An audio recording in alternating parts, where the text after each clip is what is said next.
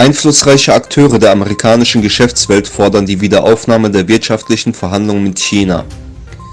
Die Wall Street berichtet, dass die amerikanische Handelskammer, der Nationale Einzelhandelsverband und der Industrieverband einen Brief an die Finanzministerin Janet Yellen und die amerikanische Handelsvertretung Catherine Tai gerichtet haben.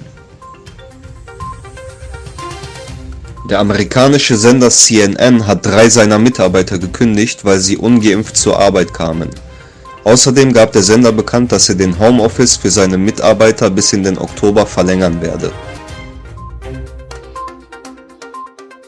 2 uigurische Vereine in der Türkei haben unter dem Titel "Wo ist unsere Familie?" eine Fotoausstellung organisiert, welche dem Leid der uigurischen Familien eine Stimme gibt.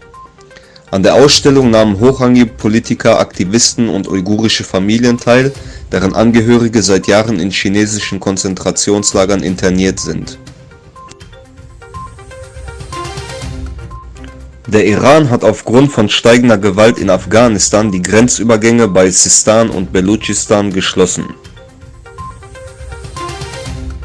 In der kanadischen Stadt Quebec wird ein Impfpass-System eingeführt, damit Vollgeimpfte an gesellschaftlichen Aktivitäten teilnehmen können. In Stadien und Restaurants werden die Impfpässe kontrolliert. Regierung Biden verlängert den Aufenthalt von Hongkongern aufgrund der Pekinger Haltung um 18 Monate.